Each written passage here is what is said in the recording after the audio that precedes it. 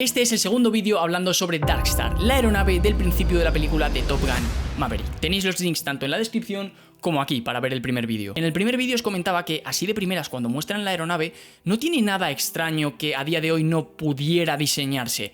Sin embargo, cuando la ponen en marcha, ahí sí que aparece algo que realmente no podíamos tener a día de hoy. Calma, calma, que en este vídeo sí voy a decirte qué es. Pero algo que sí me gustó muchísimo de la película es que enseñan el problema de las altas temperaturas a velocidades hipersónicas. De hecho, esto es lo que define el vuelo hipersónico, el problema de las altas temperaturas. Si recuerdas en la película, a medida que la aeronave aumenta el número de Mach, 9, 9,1, 9,2... De hecho, algo muy interesante es que en el delimitador del número de Mach se puede ver, no sé si os acordaréis, que está preparado para tener 2 dígitos, que está preparado para poder tener Mach 10, Mach 11, etcétera, etcétera. Increíble, eso yo no lo había visto nunca. Entonces, se puede ver cómo a medida que aumenta el número de Mach, la temperatura exterior en la superficie de la aeronave va aumentando. De hecho, es como que se va erosionando, se va rompiendo la aeronave por fuera.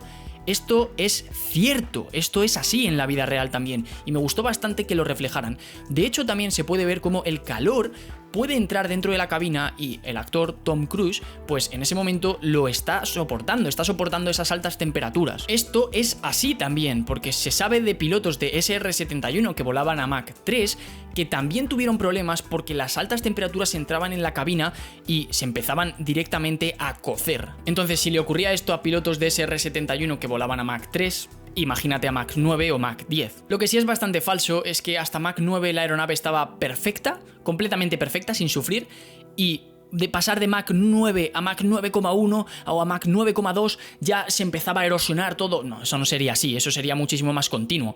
Se empezaría a erosionar a Mach 7 y a Mach 10 pues se destroza, pero no va a ser de Mach 9,1 a Mach 9,2 cuando se reviente. Y para que veas que esto es así, la NASA, por ejemplo, dice, y digo literalmente, que la principal característica de la aerodinámica hipersónica es que la temperatura del aire es tan alta que la química diatómica de las moléculas debe considerarse. ¿Qué quiere decir esto? Bueno, pues que la energía del aire por las altas temperaturas es tan alta que puede directamente quitar electrones o coger electrones unas moléculas de otras. Eso es que se ionice. Y este es el verdadero problema del vuelo hipersónico. Utilizar materiales que puedan soportar esas condiciones, porque nunca jamás en la historia, en la vida de los seres humanos, hemos tenido ese problema. Mira, por ejemplo, cómo quedó el X-15 después de volar un rato a Mach 6. Imagínate una aeronave que volara durante horas y horas a Mach 10. Aunque sí que es cierto que aquí hay algo muy positivo para nuestro futuro, y es que tenemos a Starship, una aeronave que pretende ser reutilizable y que va a entrar en regímenes hipersónicos a la atmósfera en varias ocasiones. No sé si han dicho que quieren reutilizarla aproximadamente unas 50 veces cada Starship. Entonces, probablemente aprendamos bastante sobre el tema de escudos térmicos para las velocidades hipersónicas con Starship. Así que, muy bien por ahí. Otro gran problema, y aquí es donde digo que se puede ver en la película que no estamos preparados, pero ni de lejos, para hacer esa aeronave, es el tema de los motores. Los motores de hoy en día que utilizan las aeronaves de combate, los aviones de combate, como por ejemplo un F-18 o un F-22 Raptor, son motores turbofan de low bypass. Esto significa que tienen una parte del aire que se acelera por el fan y otra parte del aire que entra por dentro del motor. El bypass es el ratio de masa de aire por segundo que va por fuera del motor dividido entre la masa de aire por segundo que pasa por dentro del motor. Por ejemplo, el motor de un Boeing 787 tiene un bypass ratio de 10 aproximadamente. Esto significa que la masa de aire que va por fuera de todo el motor es de 10 veces superior a la masa que va por dentro del motor. O sea que en realidad por estos motores, dentro del propio motor, en la cámara de combustión, etcétera, pasa poco aire, muy poco aire en comparación con todo lo que va por fuera. Para que se entienda esta idea, si en este motor le entrara 1 kilogramo de aire por segundo por el centro del motor, por compresor, turbina, cámara de combustión, etcétera, etcétera, pues por fuera, por el fan, irían 10 kilogramos por segundo y el total serían 11 kilogramos por segundo. El 1 que va por dentro más los 10 de fuera. Y como decía antes, los motores de los aviones de combate son motores turbofan de low bypass. Esto significa que el ratio del aire que va por fuera dividido entre el aire que va por dentro es muy bajo. Por ejemplo, un F404, que es el motor del F-18, tiene un bypass ratio de 0,34. Esto quiere decir que por fuera va 0,34 veces el aire que va por dentro.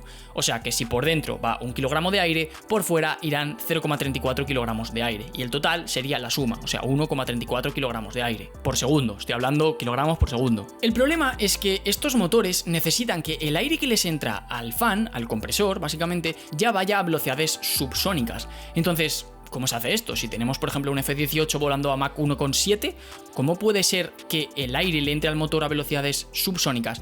Bueno, esto es porque la entrada de aire, si te fijas en todos los motores, en todos los aviones de combate, es como un conducto. Y entonces en este conducto lo que se hace es frenar el aire mediante ondas de choque. Las ondas de choque que he explicado en el primer vídeo lo que hacen es comprimir el aire y al comprimirlo se frena. De esta forma se consigue que el aire le entre al motor a velocidades subsónicas, aunque el propio avión esté volando a velocidades supersónicas. Pero claro, aquí hay un problema. Si el avión aumenta más y más y más y más la velocidad, va a haber un momento en el que no se pueda frenar el aire para que le entre al motor a velocidades subsónicas. Un ejemplo súper exagerado, falso, pero para que se entienda: si un avión vuela a Mach 100, ¿cómo va a hacer para frenar el aire hasta velocidades subsónicas antes de entrar al motor? No se puede, directamente no se puede. Y es entonces cuando aparecen los motores ramjet, que estos motores lo que hacen es no utilizar compresor ni turbina.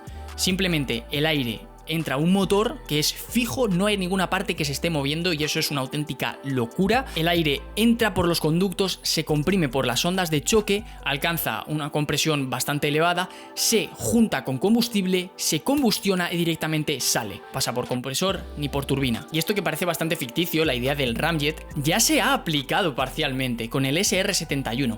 De hecho, en mi canal principal ya hice un vídeo, os lo dejo aquí, que tuvo bastante éxito, gustó muchísimo porque creo que lo expliqué bastante bien, sobre el motor del SR-71, porque fue una auténtica locura que consiguieran diseñar eso para la época en la que lo hicieron. La idea es que cuando el avión se acercaba o llegaba a Mach 3, se abrían unas compuertas que lo que hacían era redireccionar el aire para que no pasara por el compresor y lo llevaba directamente al posquemador. Y ahí en el posquemador se combustionaba y salía por la tobera, o sea, directamente un ramjet.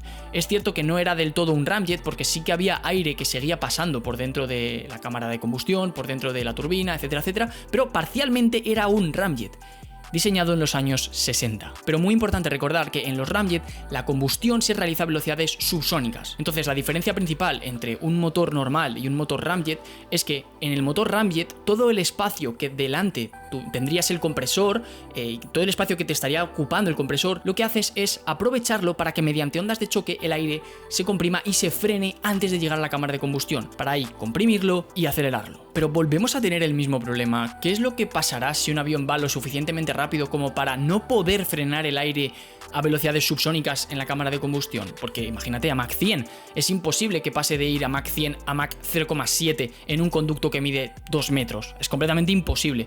Entonces, ¿cómo se hace? Pues aquí es donde aparecen los Supersonic Ramjets, los famosos scramjets, como el de la película de Top Gun. Este problema de no poder frenar el aire para que la combustión sea a velocidades subsónicas empieza a aparecer ya más o menos a partir del Mach 6.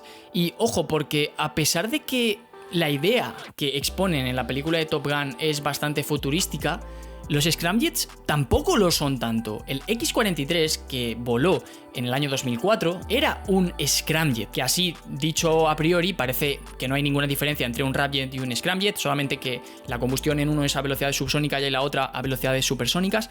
Pero tú piensas que realizar una combustión a velocidades supersónicas es una auténtica locura. Imagínate a 2000 km por hora encender un mechero, ¿vale? Obviamente ese mechero no se quedaría encendido, no se mantendría encendido.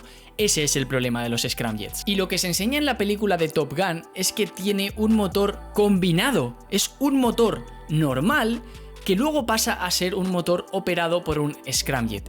Y esto es una idea fantástica. En mi serie de vídeos que hice hace ya meses o incluso años, hablando sobre los aviones hipersónicos, decía que una aeronave hipersónica que quisiéramos diseñar tendría que ser así, tendría que tener un motor combinado. Utilizará un ciclo combinado de turbofan y ramjet, ya que este era el más eficiente. Y esto es por una razón bastante fácil de entender. Los scramjets, en caso de que ya supiéramos perfectamente cómo diseñarlos, porque el X-43 era una aeronave de prueba, pero imagínate que mañana mismo supiéramos cómo diseñar scramjets perfectamente. Perfecto, sabemos cómo volar a más de Mach 6, pero claro, ¿cómo llegas hasta Mach 6? Ese es el problema real de las aeronaves hipersónicas. Y eso es lo que nos muestran en Top Gun Maverick, que el avión para despegar y aterrizar, bueno, aterrizar no lo enseñan, pero bueno, para despegar y aterrizar y subir, vuela con un motor turbofan de low bypass de toda la vida. Pero cuando el avión ya va a velocidades supersónicas, Mach 3, no recuerdo ahora cuál era el número de Mach, pasa a operar con el scramjet. Y esta idea, que todos los ingenieros aeronáuticos sabemos que en teoría es perfecta, aún no sabemos cómo aplicarla en la vida real. Y es por eso que la aeronave de Top Gun Maverick no podría diseñarse a día de hoy. El X-43, por ejemplo, la aeronave que voló a Mach 9,6, para lanzarla se subió a un avión, el avión la subía hasta una cierta altitud, la ponía a una cierta velocidad, se desprendía y ojo, porque ahí iba todavía un cohete que lo que hacía era ponerla a Mach supersónico, a Mach 6, Mach 5 aproximadamente, y es entonces después, cuando la aeronave ya iba a Mach 5, cuando se encendía el scramjet. Entonces, ese es el verdadero problema, poner a las aeronaves hipersónicas a velocidades hipersónicas. De hecho, una cosa que también me gusta mucho de la película es que la aeronave tiene alas, cuando las aeronaves hipersónicas no tienen por qué tener alas, porque simplemente la onda de choque que se genera debajo, estas aeronaves se diseñan para que generen una onda de choque debajo y esa presión generada por la onda de choque genera la sustentación, entonces no necesitan siquiera tener alas.